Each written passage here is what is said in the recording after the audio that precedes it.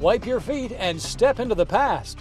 Saskatchewan has a stunning variety of architectural wonders, and people throughout the province are restoring these heritage buildings to their former glory. Join us as we tour some of the oldest and most interesting buildings in the province.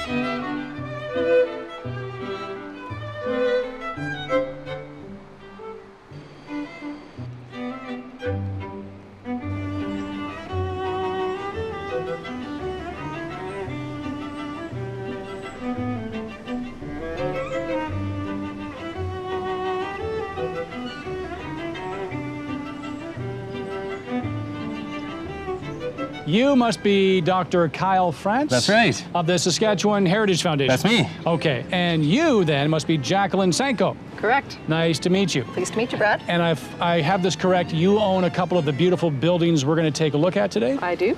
But you do something else on the side? I do. I'm also a matchmaker. Not in that sense, Not but I do that too. sense. Do you? Okay, Yes, I do. But what I like to do during the day is match people to money. If you need residential or commercial money to make this kind of thing real, I can do that for you. Oh, I love that. Okay, so Jacqueline Sanko, got to remember that name. Okay, so thank you very much for letting us tour some of your buildings today. And as a member with working with the Saskatchewan Heritage Foundation, what does the Saskatchewan Heritage Foundation basically do? Sure, we're a Crown agency. We were established in 1991, and we have a mandate from the province to invest in the province's heritage. So one of our programs is the Built Heritage Program, where people who own municipal or provincial heritage property can come to us for investment in the restoration or conservation of their buildings. Like this beautiful building right here behind us? Exactly. Oh, okay. And some of the gorgeous buildings that we're going to be taking a look at in just a second. So while we do that, why don't you take a look at this?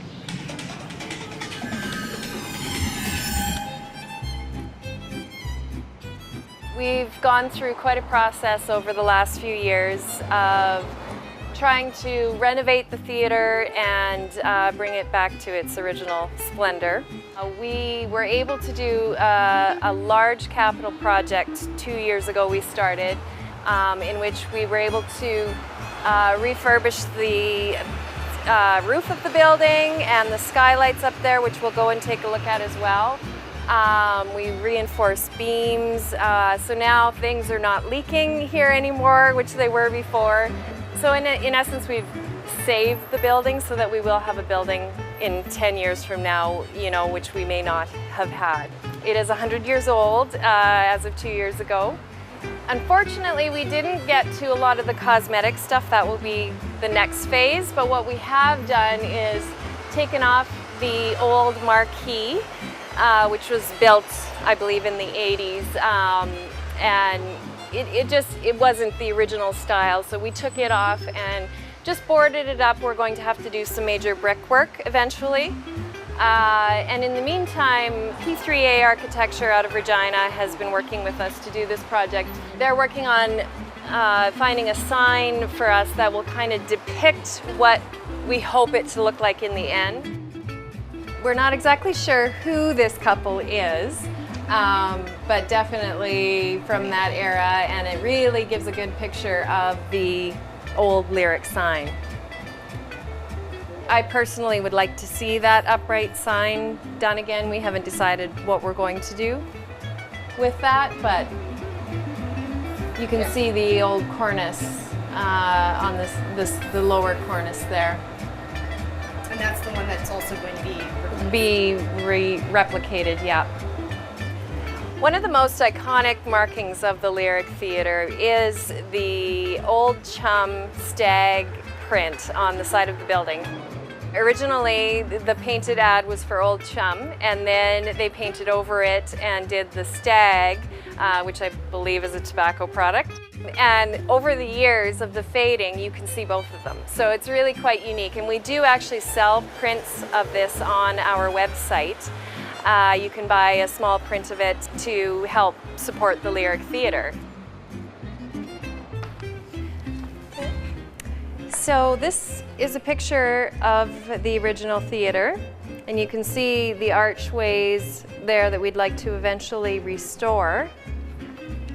This is currently where our lobby is located right now. This is what we hope it to be in the future. We want to create a mezzanine level here on the main floor, which you can see better in another picture here. This is a great rendition of what we hope the lobby to look like eventually. The hope is to restore the theater to its original grandeur and usage. There will, of course, be modern updates, but we're just hoping that it will eventually be a space that is used for our mandate, and that is everything for the arts. And we have great programming here at the Lyric Theatre. Our regular programming includes an open stage where the community comes in and gets up and does their thing. We have a songwriting circle that we do. We have a youth talent night, which is excellent for all of the younger groups coming up just to get on stage and practice and do their thing. With these old buildings, if they're not being used, they tend to deteriorate, and the more we can have going on in them, the better. Ultimately, we'd like everything to be related to the arts. That is our mandate of the Lyric Theatre and the Southwest Cultural Development Group. But in the end, you know, if we do have to have some commercial space, that is also a possibility. You know, the community has been so supportive of the Lyric Theatre, the businesses and personal sponsorships and donations over the years, and you know, it's hard to explain that, you know, we have done a ton of things to the building, you know, and that's where your money has gone. Unfortunately, you can't see a lot of them. Don't know how many years it's going to take us, but we've saved the building, and it'll hopefully be here for another, dare I say, 100 years.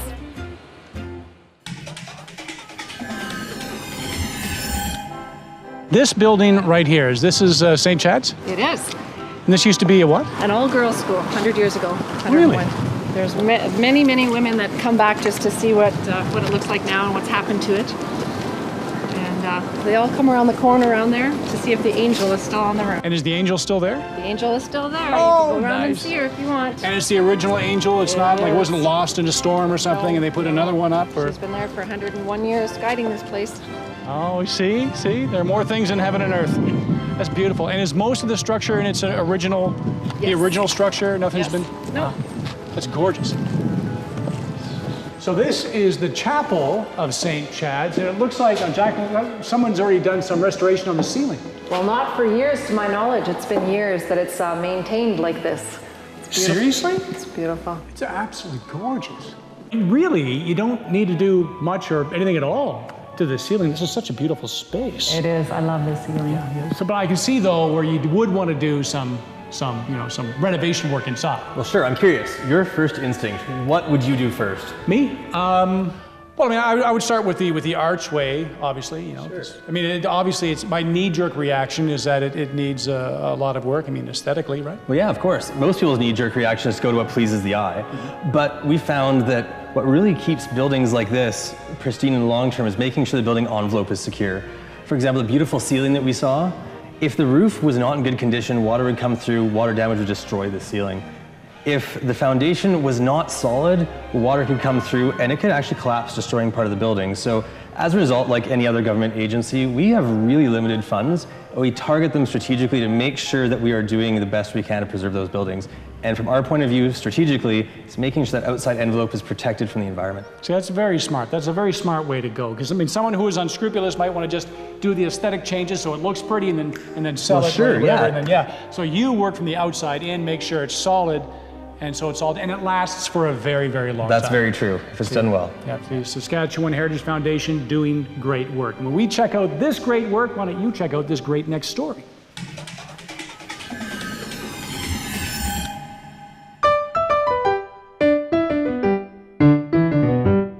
the Main Street Saskatchewan demonstration program is a pilot program that was launched by the province of Saskatchewan about 3 years ago. And there were 4 communities selected: Prince Albert, Wolseley, Indian Head, and Maple Creek. So we were very fortunate to be selected as one of the communities to pilot this program. The building that we're in right now is the Maple Creek Commercial Hotel, and it is pretty much Maple Creek's oldest continually operated business. The lot that the hotel sits on was purchased in the fall of 1883, the first year that Maple Creek was established, and we know the hotel was opened by 1885. In 1886, it was billed as the largest hotel in the Northwest Territories, first class in all departments. The original owner of the hotel, the fellow who built it, was Thomas Melfort Raisin, and by 1906, it had been operating for quite a number of years, and the new owners at the time decided it was time to give it a new look. They slid the original 1884 structure back on the lot and then built a large 3-story brick addition on the front.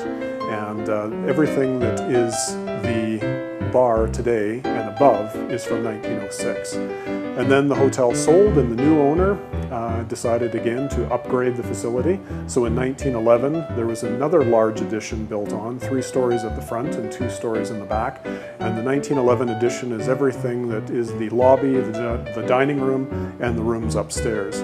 The remarkable thing about the 1911 lobby that we're in right now is the woodwork in the lobby is all the original woodwork from 1911, and the floors, those are the original 1911 marble floors. The lobby chairs are the original 1884 lobby chairs from the Log Hotel, and some of the other furnishings were probably in the 1906 lobby and have made their way into the 1911 lobby and are still here, remarkably, in 2014. We had this unprecedented event in 2010 when water from the Cypress Hills overwhelmed the creek. The water spilled over the banks and rushed into the downtown area here.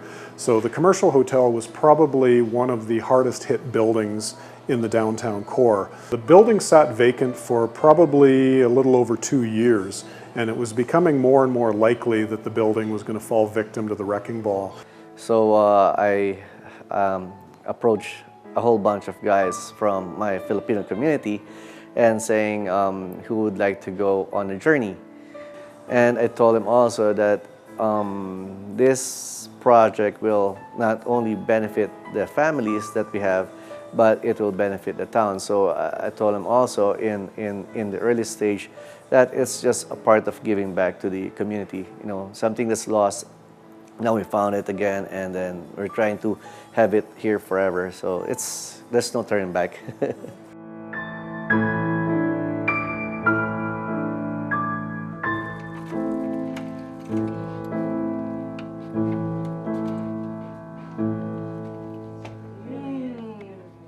Now it's getting new walls, new floors, new paint, and it's like a boost every time you feel tired, and we just look back from what we did.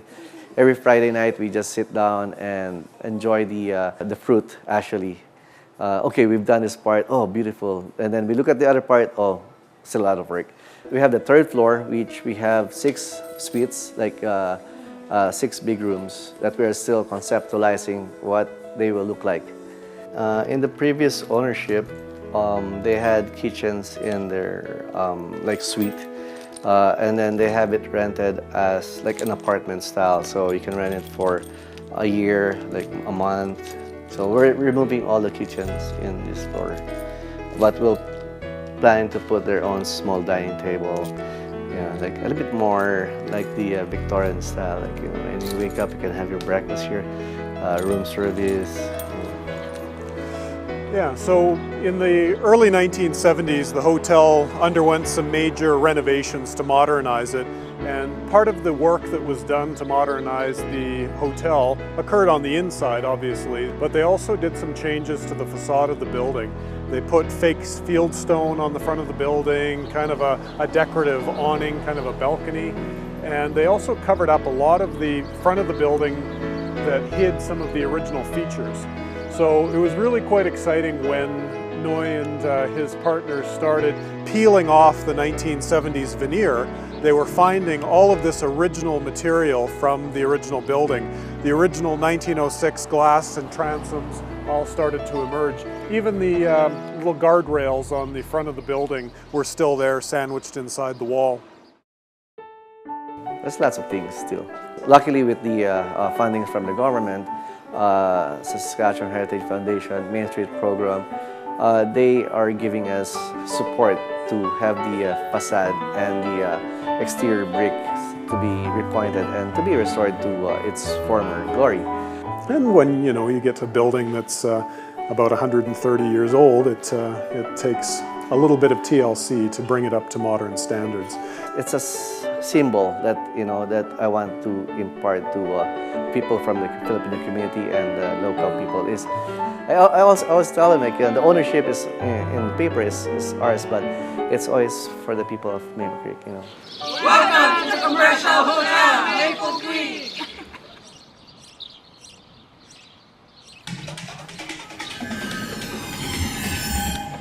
These buildings, Jacqueline, are just gorgeous. Now, this is St. Chad's, right? Yes, it is. Okay, now this is a great example, actually, Kyle, of how the Saskatchewan Heritage Foundation comes into play, because you provide some of the money that's needed to renovate these beautiful buildings back to their original condition. That's right. There are hundreds of designated buildings across this province that need some TLC, and the owners can come to us for help restoring or conserving the outside of the building, so anything structural.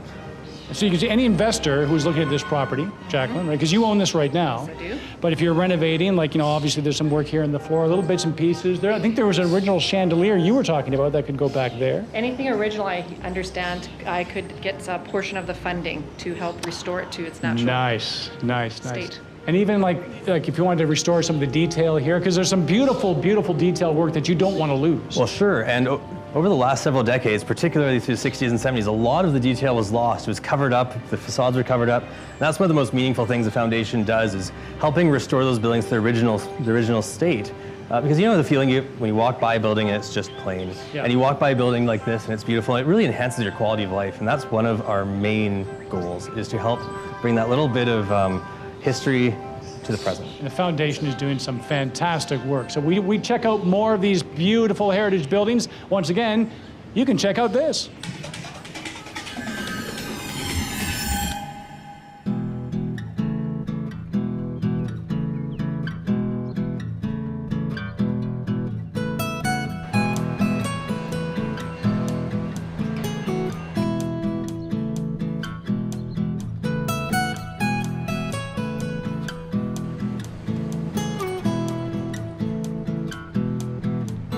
Hi, my name is Jennifer Hosgen, and I'm the director of the Humboldt and District Museum and Gallery. We're going to have a look at our lovely 1912 National Historic Site in Humboldt. Come on in, let's go for a walk.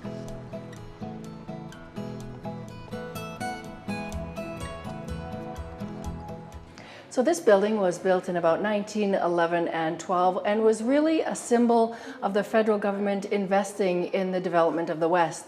Of course, Humboldt had become a village in 1905 and a town in 1907, so this was one of the first structures right on Main Street. It was really exciting for the community to have such a large and imposing building in what would have been a very small community. It was actually for the post office in 1911 and 12, and then on the second floor there was a customs office that was here until about the 30s. And then, of course, the third floor was the living quarters for the caretaker of the building. The post office moved out in 1975. The building was purchased by the town of Humboldt in 1977. And in the end, through many public meetings and a lot of volunteer support, the museum moved into here in 1982, only on the main floor. And the museum has expanded throughout the entire building and now has all 3 floors and celebrated its 30th anniversary in 2012. So we've installed new high efficiency furnaces in the building. So these are the furnaces that run the main floor as well as the one that went down to the basement. So we've put new furnaces on all of our levels. You can see we've tried to keep as many of the original features that we have, including the doorways and that type of stuff, some of the original architecture of the building. And of course, another wonderful feature is our unique stairwell, a lovely historic piece in the building that we've also tried to maintain as much as we can while still readapting the building for contemporary use. Well, one of the challenges we had in this building is that we could not find the original plans at the time. We actually opened up the flooring but didn't cut the joists so we could have a visual look at how that elevator would work. And when we got to the 3rd floor, we ran into 2 16-inch steel beams. Our old building is not going to adapt to fit the designs that may work on paper. You need to adapt, your design and your work to fit with our historic buildings. So we've been in this building for 30 years and the museum has really expanded, and we've expanded to all 3 floors, which really meant we needed more room. So what we've done is we've moved across the street as well to another historic building. So come with me and we'll look at the Humboldt and District Gallery.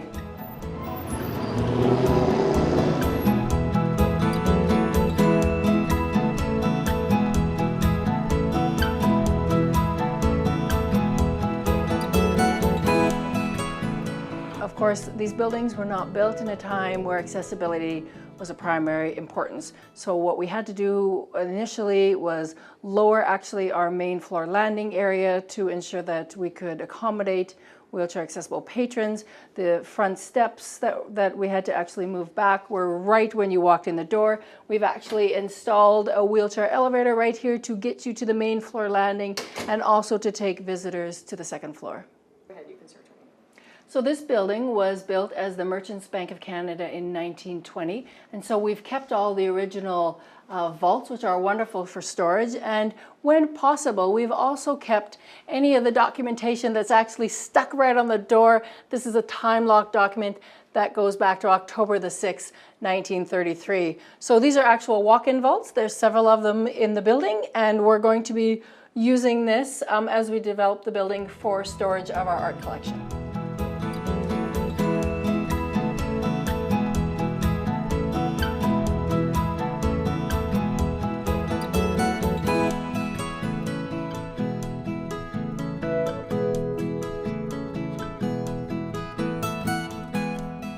What we learned in the 30 years we've been doing this is that you need to be flexible. You need to make the space able to be flexible. So you need to really understand your building in order to really adapt it for a contemporary use.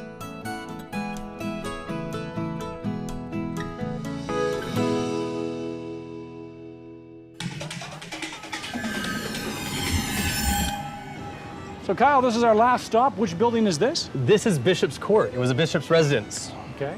So now you coined a term, I heard it before, adaptive reuse. What does that mean? I did, and this is an excellent example of adaptive reuse. The building itself is pretty well as it used to be on the inside, but it's now home to several businesses. So adaptive reuse is a building that has found a new use, but is still largely intact. I'm curious. Let's take a look inside. Perfect. So Kyle, correct me if I'm wrong, but this looks like it might have been the bishop's private entrance, maybe. Might have been. Might have been, but whatever it is, I mean, the Saskatchewan Heritage Foundation just does a fabulous job of helping to restore these buildings to their original condition. But what you do, it has more than just a historical value. That's right. The foundation really does contribute to the quality of life in Saskatchewan, but as we all know, this province is growing and the government has a plan for growth. And we know that every dollar we invest leverages $12 in private investment in the economy. So it really does just make dollars and cents. So there's a financial value to it, to what the Saskatchewan Heritage Foundation does, as well as historical. That's right. So in every way, we want to thank you very much for taking us this tour today. And thank you for taking a tour along with us on another edition of Max Magazine. Until next time.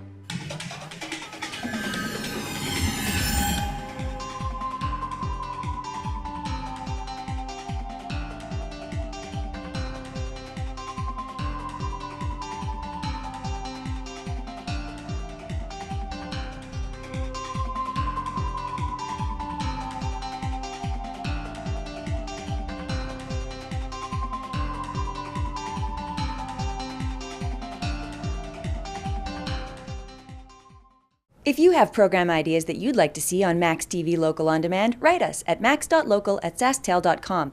MaxTV programming is now available on maxTV on the go at maxtvonthego.sasktel.com.